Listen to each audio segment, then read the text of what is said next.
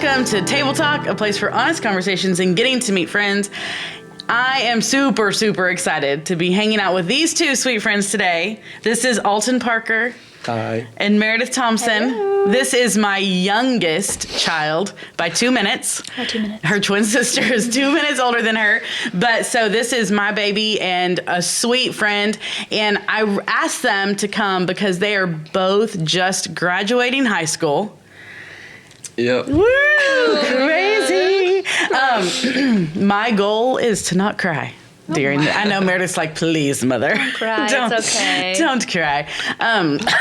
But two amazing people that I've had the honor of knowing her whole life, a lot of his life. Most of his life. Yeah.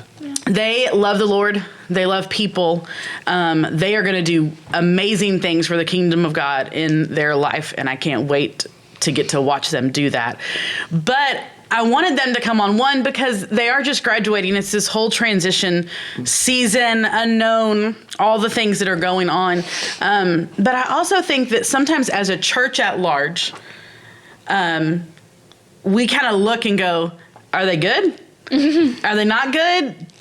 How did we do? Are they going to stick around? And we all know the statistics out there of high schoolers that graduate and leave home end up falling away from the Lord. Mm-hmm. They end up not staying in a church, or they lose their relationship with the Lord, or they walk away through just transitional things. Mm-hmm. And so I think it's so important for us as a church to sit down and talk with y'all and ask you questions. And is that true? Do you feel like that's something you're worried about? Is it not something you're worried about?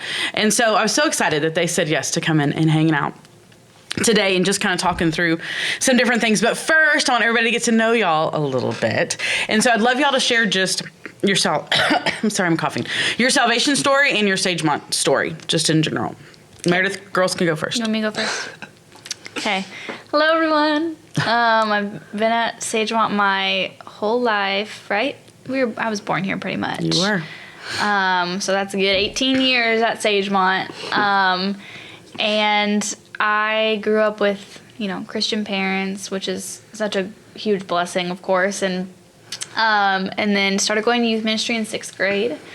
And I went in just, I think most people kind of go into youth just excited about the community, excited about making friends and doing fun things. Youth is so fun. I think that's a lot of times what kind of people immediately look for. And that's kind of what I was looking for. And then at the first big, I guess that was our first big youth event, Journey, which he has a shirt on, in 6th grade, which was how many years ago was that? 7 years ago? 7 years ago. Which is kind of crazy. Cody, I think it was Cody preaching. I'm almost 100% positive. I can't really remember if it was Cody or if it was somebody else. Anyway, the whole weekend was talking about being an ambassador for Christ and representing him. And I just realized that I believed in God, but I'd never actually given my life to him. And I never actually had said, oh, I'm going to live for you and give you my life and submit to you and trust in you. And so I did that at Journey. And ever since then, I've been walking with Jesus and been in youth the whole time since, which is such a huge blessing. But it's been a huge gift to be a part of student ministry and find the community that we have and the friends that we have. And our grade has been so blessed in how big we are and how many of us come. It's there's a lot of us, and so it's really fun. And we've always had really good community. But yeah, that's when I met Jesus. And then, ever since then, been walking with him, and it's the best. I love it. That's what I would say. Alton? Your turn. Sagemont story, salvation story. Well, I have a pretty similar Sagemont story. I've grown up here. Mm-hmm. My parents both being Christians, but what's it called? My joining youth as well in 6th grade. Looking to youth. I remember being in 5th grade, that summer, my last kids camp. I was I cannot wait for youth. Mm-hmm. Just thinking about how much more outside of church stuff that youth did is a big thing that I looked for. Like she said, though, there's also the friends, and also the the vibe of youth It's is so different compared to kids ministry. And I think just as a kids ministry kid, especially seeing my older brother join youth, like Yeah, eighth graders, being an eighth grader. So I obviously looked up to him, like subconsciously. I would never admit that. But Don't tell Corbin. But yeah, I just saw him have so much fun in youth, and I was just so like envious of that. Like I wanted that, so I was always super excited to get into youth. But yeah, but my actual salvation story, I believe, it's all kind of awkward. I don't completely remember the first initial thing, but I'm pretty sure it was in 7th grade at VBS. Mr. Jimmy was talking about some, just like a response night, just like saying, if you feel called, walk down to the altar, all that stuff. And, I walked, and the rest is history. But in 8th grade at a church camp as well, there was this one night where I believe it was Cody speaking as well, but he said something about, at the end, it was another response night type thing.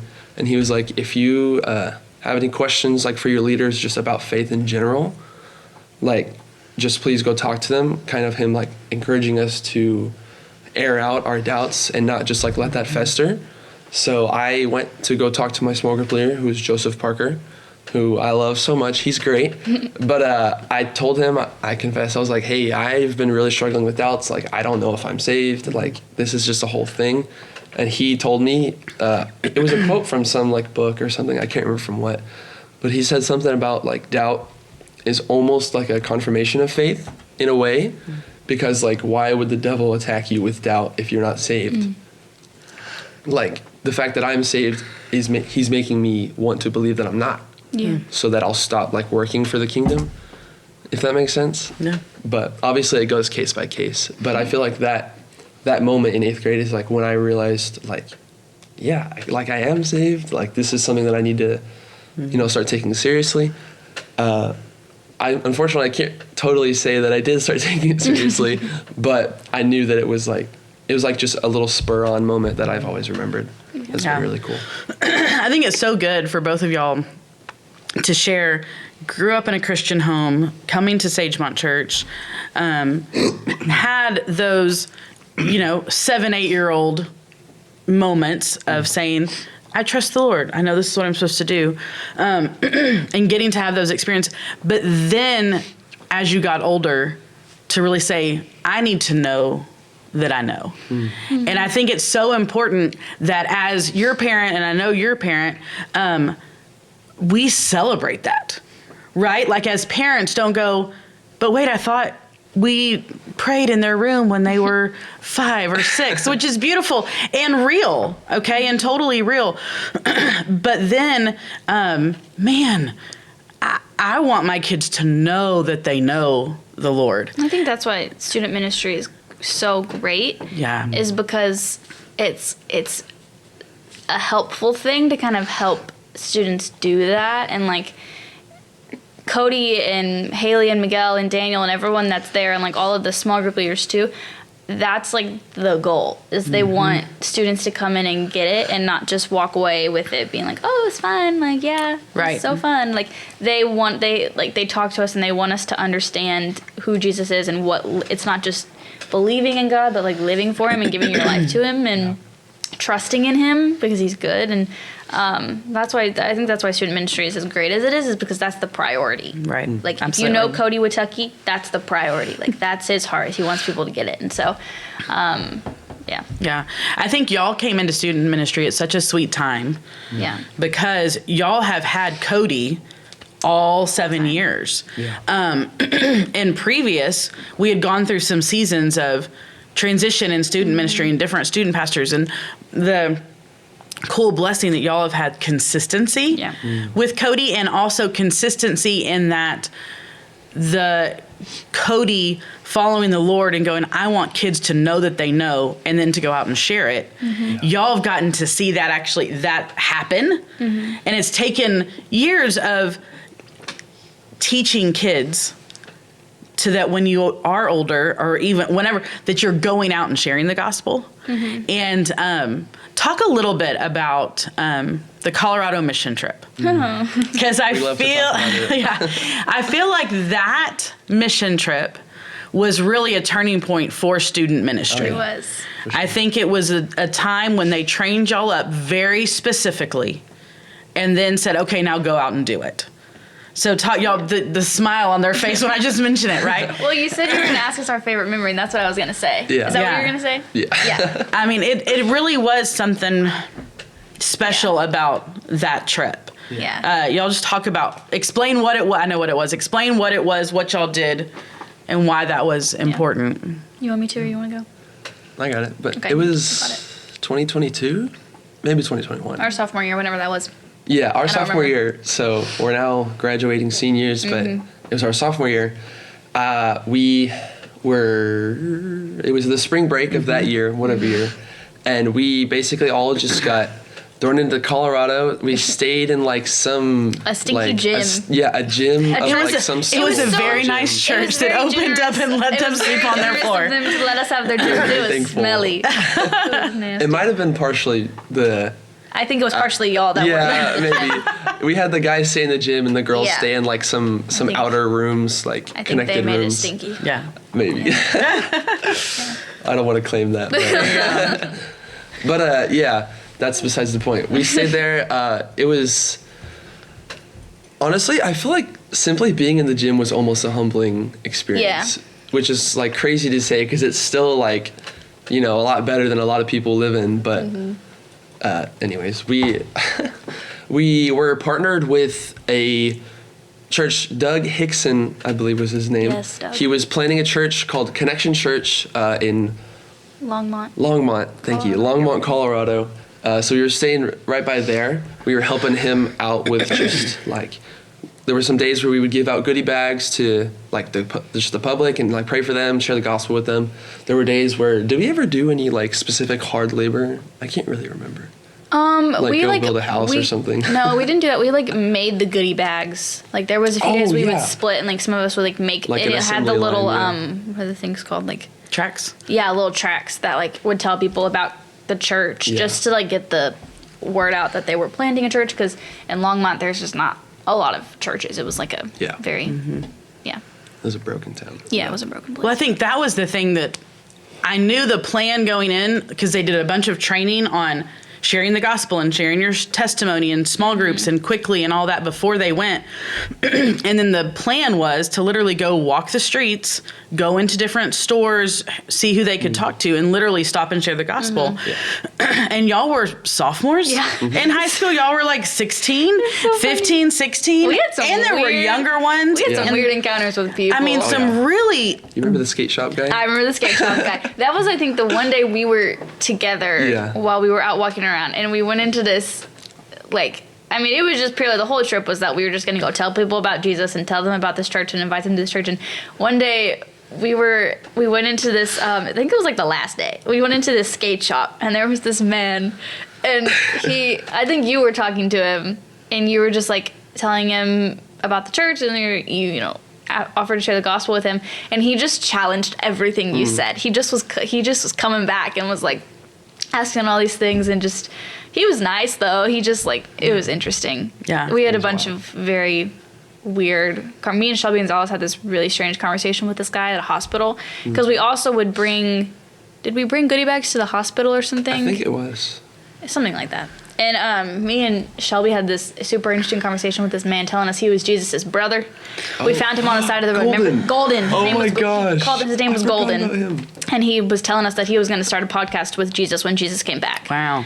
Just interesting conversations like that with just people that were, Yeah. hurting. And anyway, and we saw there was, I can't remember how many, but there was quite a few people that like wanted to give their life to Jesus or did give their life to Jesus. I think there was maybe 2 or 3 people we met on the street.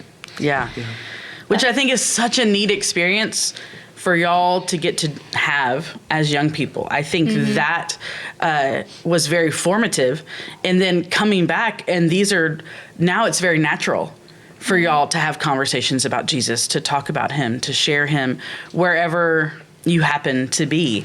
And I think it was 2 years ago, so maybe right after that trip, we did a backpack giveaway here at Sagemont, which we'll do again in August. Bring your supplies. We're collecting stuff now.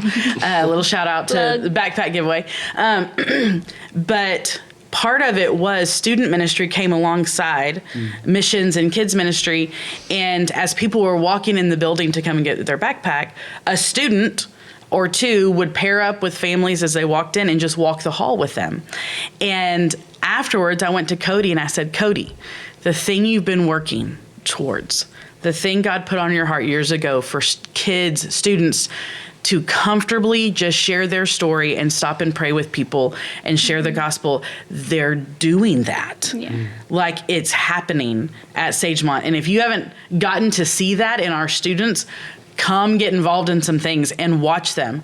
They are such a great encouragement to all of us adults to be also sharing the gospel and stopping and praying with people and having gospel conversations with people. And I love that Cody has instilled that in y'all. Because I think that's something y'all will take with you. I think he has made, Cody and all the student ministry has done a great job of making Jesus more than church. And so that as y'all are going out and leaving this church, we said one of the huge concerns people have, and statistically it is true, that a lot of students when they leave their church, when they graduate from high school and their parents aren't making them go anymore, they fall away. Do y'all, how are y'all planning for that for yourselves? How are you talking with your friends about what that might look like being done with high school? I think because of the priority that Cody and everyone has like put, not on us, but like encouraged us in, is to really nail down like our relationship with Jesus before like putting so much priority on kind of the like church aspect of it, is just knowing that you know Jesus. And I think like going back to Colorado, one thing that was so formative about that trip was that like our grade and just everyone there, like even the junior hires that were there too, like we all became really, really close.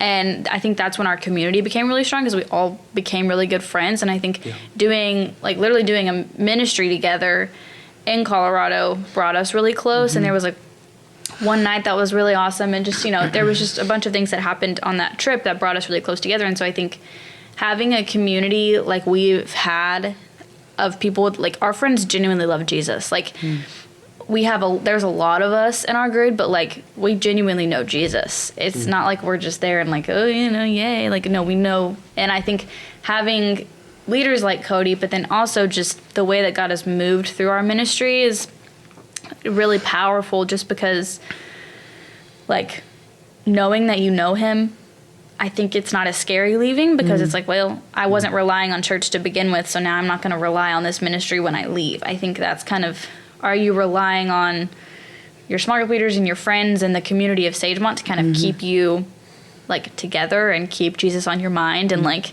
keep him relevant almost, I think? Or do you actually know that you know him? Like, what are you relying on?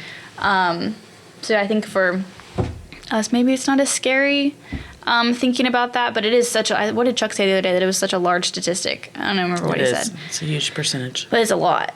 And so I think like as a church, praying for seniors that are going out is huge, just because also we don't really know exactly what we're about to step into. It's going to look different for, some of us. Like you're sitting here, I'm going away. It's going to look a little different. Yeah.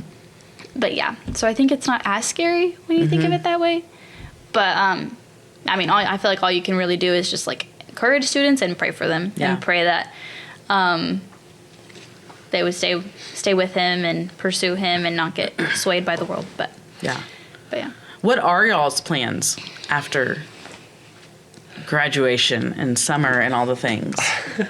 Well, for me right now, and let me say this: sometimes that's the most horrific question you can ask people. Don't ask us that. It's great. Because being a junior, when you're a junior, everyone asks you that, and it's out of love. Okay, I won't get angry. It's out of love. People want to know what you're up to, but when you just have no idea, and that's just the main question you get asked, and it's kind of like, okay. And I think we have to be okay with 18-year-olds going, I don't know, maybe this is gonna happen. I'm gonna maybe try this, and maybe it's gonna change. And I think I don't think it's a bad question to ask. No, I think, it's but you not. have to ask it, adults, with the context of, if they look at me and say, I'm not sure yet, you're cool. Yeah. That's great. I'm praying for you as you take your next step. And I think there's also this thing that we have to instill in our kids, that they don't have to know the next 10 years of their life. Yeah. We don't. Nobody does. And for some weird reason, there's this pressure on 18-year-olds. Yeah. Like, what are you going to be doing in 10 years? Plan it all right now. Yeah, it's a That's lot. a ridiculous thing for us to put on y'all. What are you doing in the next year? What's your plans for summer, Alton? Well, as far as like school outside of high school goes, I'm leaning towards right now San Jack for 2 years, just trying to save some money. Yeah. Also, try to use that time to like nail down what I want to do.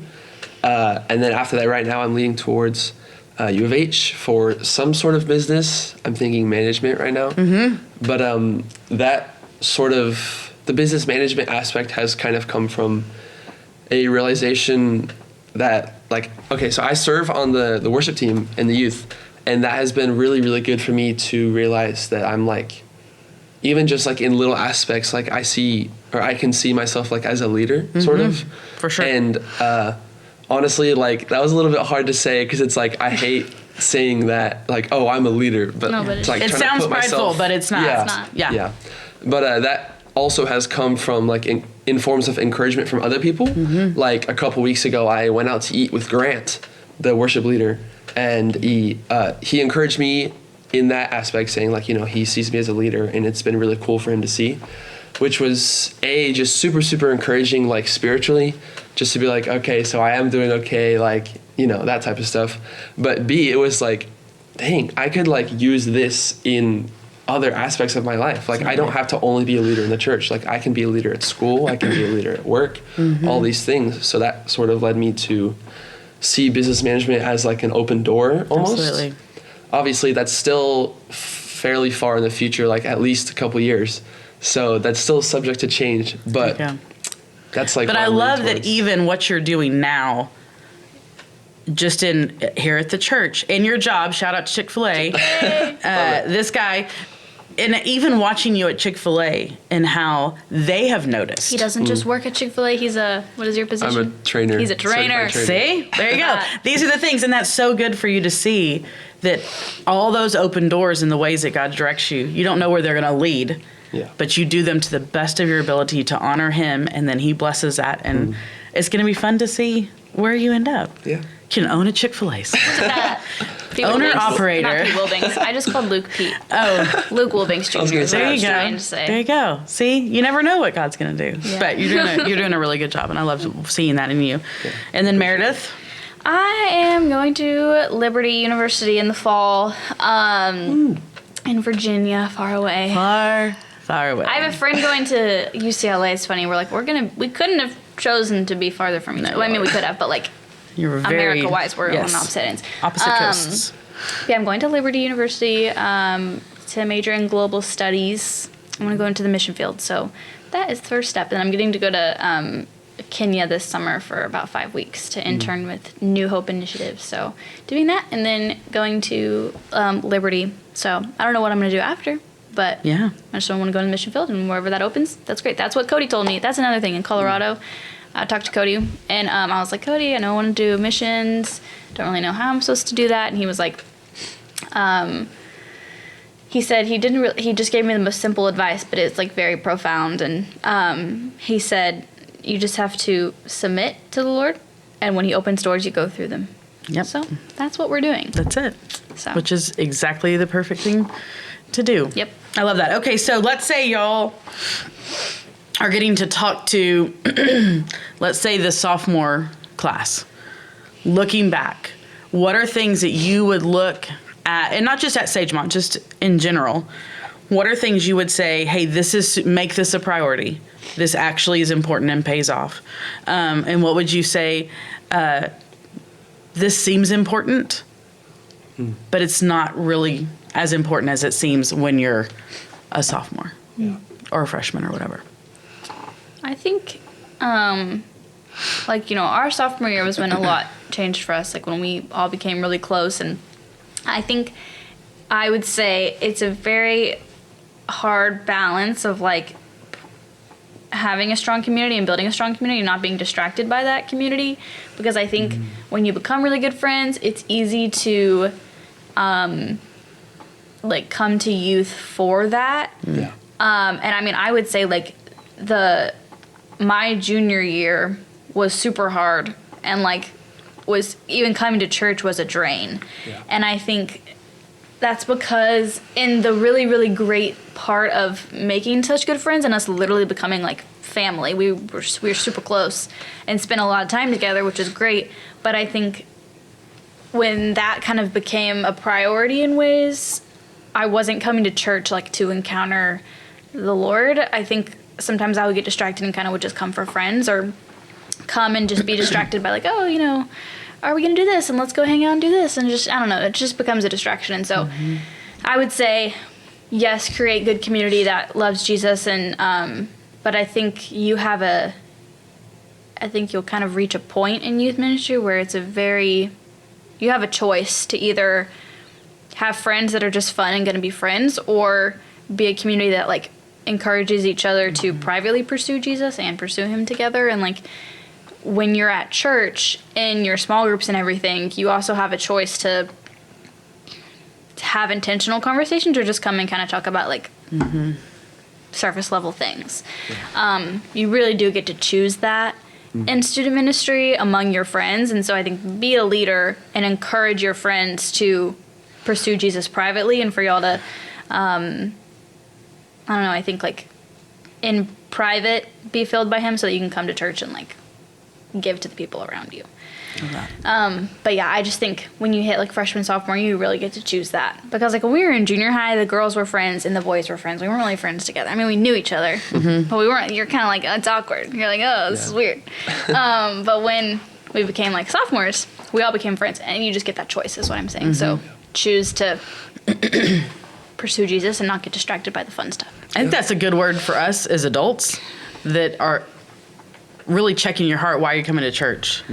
Yeah. Right? Now, fellowship is awesome. Friendships are awesome. And sometimes that's the thing that's going to get you here, which is great. It just shouldn't be the only thing that keeps you here. Yeah. And I love that, pursuing Jesus privately. Are you doing that? And is anybody asking you if you're doing that? And are you asking anybody if they're doing that? Yeah. Having those relationships be deeper. Yeah. I love that. Yeah. Alton? Yeah, I like what you said, like having, like if you're asking people as well, because a lot of the times I find myself saying like, dang, I wish some people would check up on me, but a sort of like heart check is like, am I checking up on them? Like they're not gonna, it's hard to expect somebody to ask you if you're not gonna be willing to ask them first, or ask other people, like if you don't already have that, heart posture of, I'm trying to like serve my friends. That's another way. Yeah. Another thing about community is I completely agree that community is very, very good. To have like a strong Jesus-based community is extremely important. But it also, again, like you said, there's a huge, huge choice in how you see that, how you go about your friendships. It's really important to be extremely, extremely intentional in the way that you go about like just little conversations, like instead of talking like about like, I don't know, Smash Bros or pickleball or whatever's like, on the topic, like maybe asking them how they're doing with a certain sin struggle, they struggle with, or asking them with some emotional thing they're going through, or even simply just saying, how can I pray for you today? Yeah. And a big thing is trying to make questions like that not be awkward. Yeah. Because I believe Levi has talked about it on stage a couple times, saying like it's really important to make sure that parents are able to talk to their kids about Jesus and it not be weird. Like he challenged the church saying something like, is it awkward? Like, would it be weird if you said, how are y'all doing in your walks with Jesus at the dinner table? Which is like crazy. Like that's really obviously very important for parents and children. Yeah. But it's also, I believe, between friends that is extremely important as well. Yeah. Like if you want to call somebody your best friend, if you want to say even just a regular friend at church, or even just some random kid you see, like whatever it is, I think asking for prayer or asking them if they need prayer is vital to community in general. And it might be a little weird at first, but like just keep doing it because it doesn't. It like is normal eventually. Yeah. You know, like I think if me or Alton walked up to each other and were like, "So, how are you doing?" Like, we'd be like, "Okay, that's normal." Yeah. You know, you just kind of absolutely. yeah, I agree. Yeah. You know, I've had to purpose to Yeah. do that. It's kind of like, are you choosing to make all friend hangouts at like the roller skating rink, which is my favorite activity we do, or are you like planning a Bible study? Are y'all going out and sharing Jesus together? You can choose what you do together, and yeah. Yeah. What is something y'all would say to your parents that you're like, hey, this was super beneficial. Hey, this you maybe thought was beneficial, but wasn't. And I won't get my feelings hurt. And neither will your mom, I know. But just I think that's super important for us as parents because we love our kids. We want to do best for our kids. But sometimes we miss the mark. And I think sometimes we don't have the open door for our kids to tell us we missed the mark for pride reasons or whatever. And I think kids that are raised to be respectful, sometimes it's hard for y'all to say like, hey, this wasn't super helpful. Or were your parents just awesome and y'all don't have any of those things to say? Well, I think in my experience, I think my mom did a very good job of one, like just kind of letting me accept my own responsibilities and not like be like super hunkered down on me like, no, you can't hang out with your friends. You've seen them already this week. Like there was never any sort of that as long as I was still, you know, spending time with her. Like I think a big thing was like balancing time between friends and time with family because as high schoolers, you know, we're all about like friendships and stuff, like whether or not they be within the church or like based on a foundation of Jesus. Even if it's just like secular friendships within school, like we always are just wanting to hang out 24/7. Like as soon as we leave, we're like, dang, I want to go back. Like I miss my friends and meet, like I'll get in the car and be like, dang it, I don't want to leave. Yeah. But it's a lot about balancing that and balancing time with family as well, because it's really easy to overlook like family, especially siblings, especially younger siblings, because you know, me personally, having a younger brother, he is the same way that I talked about Corbin. I think he probably subconsciously looks up to me, and like the way that, especially now that Corbin has moved out, like I'm within like the immediate home, like I'm Trace's only like older brother, kind of, because Corbin's moved out. So him, like, I need to use that in a, you know, be intentional with that in the same way that I am with friends. Yeah. I feel like I'm rambling. What was the original question? No, you're doing good. Just your mom was awesome. Yeah. No. Your mom is awesome. And it's funny because his mom is one of my small group leaders. Oh, yeah. Yeah, she is. true. She's the best. She's Hi, Miss great. Andrea. Awesome. We love Miss Andrea. We love Miss Andrea. Meredith, things we've done great, things we maybe missed the mark on? Well, the answer in my head isn't about like you specifically. I was just thinking like in seeing friends and in knowing other people in youth, I think one thing I would say, and it's weird because I feel like I'm giving I don't want to give parenting advice. I'm very unqualified, but like. But from a kid perspective, you're very qualified. That's true. From a kid perspective, I would say if your student is struggling in school, if they're struggling in friendships, if they're making bad choices, like encourage them to go to student ministry. If does that make sense? You know what I mean? Yeah. Like, don't use it. Don't say, oh, you can't go because you are made wrong decisions on Tuesday. Like, no, tell them to come on Wednesday because, like, when they come to student ministry, like, no matter what they're doing outside of student ministry, like, when they come, they're going to be loved by people and they're going to be around godly community, which is what they need. And, like, they're probably looking for community like that that's genuine and that's filling and helpful community, and they probably just haven't found that yet. Yeah. Don't ever use church or Jesus as a punishment. Yeah. Levi said that's, you know, the same thing. Like, don't make your kids write scripture that's not as it. a punishment. Don't make, you know, I think you have to be careful with church that. is the church and the community is probably what your student needs.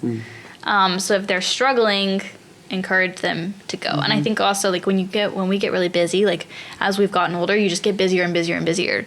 And so sometimes it is hard to go and hard to make it a priority. So like it's super important to have a parent encouraging you to go when you don't really want to, because a lot of times you just need to go. Yeah.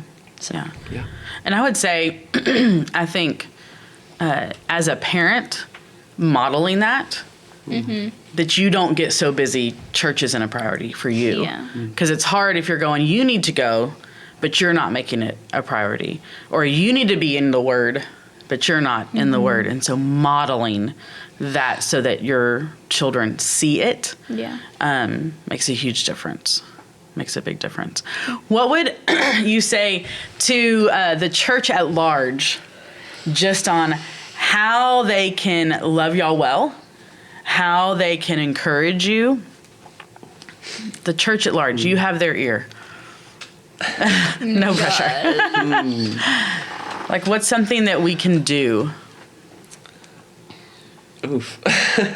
This is a hard question. Yeah. I think I don't know if you're going to ask this later, but this is what's on, like, a big misconception, I think, is that maybe that Gen Z are, like, lazy or, I don't know, or I think that all Gen Z is the same. That's not true. Like, we're all very different. I think there's a lot of stereotypes around our generation, and, like, that's not all accurate to every person, you know, it can't be. So I would say one thing that I think I see, like, as a generation and, like, in our friends and people that are in youth now is that we're no longer, like, impressed by surface level stuff or by like people performing church or the like, you know, just coming and like, oh, everything's great, I'm good. Like, there's just, we long for some depth and genuine conversation and conversation about real things and hard things and, like, being able to ask questions about God that might be tricky or might be a little sticky or might, you know, make people uncomfortable, or having conversations that are uncomfortable. Like, that's what we want and that's what's important. And I think, honestly, sometimes, like, I think as we've grown up in church, there's some of that where there was a lack of that. I think we saw that a lot growing up. And so I think to encourage us and just a helpful thing, like, just be willing to kind of do that with us. I think I see our friends and our community and our, like, just the ministry of student ministry doing that well, and our, like, the people around us doing that well, and having leaders that really, really encourage that and have taught us, like, how to have good, deep conversation that's honest. And even just, like, in general, when we see each other, not feeling like we have to come to church and just be fine or have it all together or be okay, but, like, being able to come in church, kind of, you know, being a hospital for sick people, not a club for all the perfect people, you know? So I just say that to say, like, as a bigger church, like, see that and be a part of it with us, maybe. Yeah, absolutely. I think that's a big thing that our generation has maybe called out a bit and seen and is trying to get better at. Yeah. I would think. Yeah, I love that. That's awesome. And super, because for so many of us older, sometimes we think, well, I need to share all the really good things that I know, which is great, but also share the mistakes, share the hard, share the things that God walked you through. That makes such a difference, you know, for y'all to know, like, hey, life wasn't perfect and easy, and at 18, I didn't have it all figured out. Yeah. Like, be willing for us to let our guards down, to share that with y'all. Helpful thing that any sort of leader in student ministry or just leader in general has ever told any of us is their testimonies and, like, the hard things they went through and 100%. The hard things they struggled with. Not like Cody just dropping bombshells of wisdom all the time. Like, yes, but his testimony and him, I mean, even him and Carlin, like, telling us about things they're actively struggling with. Right. Or, like, that honesty is more helpful than anything. Absolutely. You know? Yeah. I love that. I think that's really, really, really, really good. So as y'all are finishing out school, going on to the next stages, I think also it's important for y'all to hear me speak for my generation and older. We do see y'all. We are praying for you. I think that's one thing prayers are so vitally important.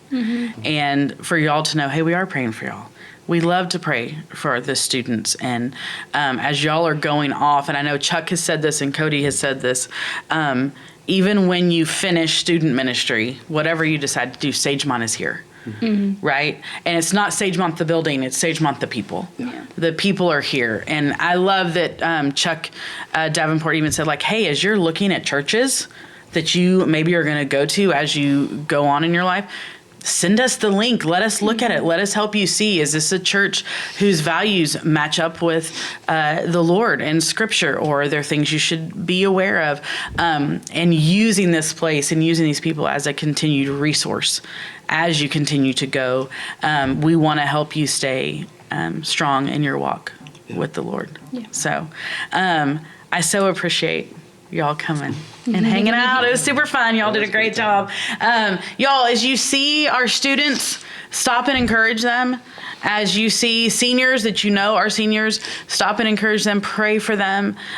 Pray for parents that are raising kids and following after the Lord and loving their kids the best way they know how. And pray for our student ministry staff, as they a lot of times stand in the gap for our students and are dealing with hard things. And it's breakaways coming up. Breakaways coming up, VBS is coming up, all of that, summer camps, all the things are coming up for our students and our kids. And so just let's commit to just covering that in prayer and covering our kids in prayer. Thank y'all very much for coming. I love you guys. Thanks for hanging out. Of course. Thank y'all for hanging out, and we will see you next time on Table Talk.